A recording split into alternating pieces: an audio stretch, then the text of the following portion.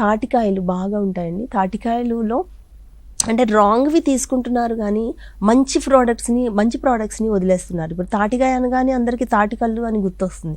తాటికల్లు చాలా మంచిది, రాళ్ళకి మంచిది అని అంటున్నారు కానీ అది రాంగ్. తాటికల్లు అనేది రాళ్ళకి మంచిది కాదు, కిడ్నీ రాళ్ళకి మంచిది కాదు, అది మంచిది కాదు. ఎందుకు అని అంటే అది మత్తు కలిగించే పదార్థం కనుక అది ప్రోత్సహించబడే పదార్థం కానే కాదు.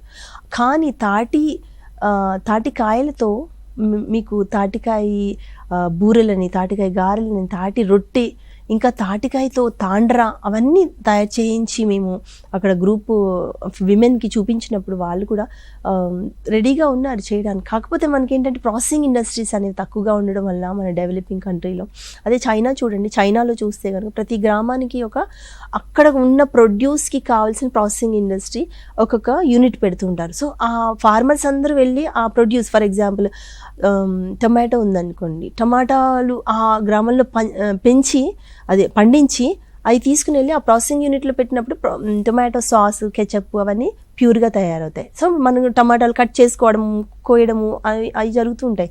బట్ ఆ ఫాస్టెస్ట్ కంట్రీస్లో ఎలా ఉన్నదంటే టొమాటో ప్యూరీ అని దొరుకుతుంది. ప్యూరీ అంటే అది క్రష్ చేసేసి రెడీగా ఉంటుందన్నమాట, టొమాటో పేస్ట్ లాగా. అందులో ఏం కలపరు, ఉప్పు కారం ఏముండవు, జస్ట్ బ్లాండ్. కాకపోతే ప్రిజర్వ్ చేయడానికి పర్మిట్ చేయబడిన కెమికల్స్ మాత్రమే కలుపుతారు. అది హానికరం కాదు.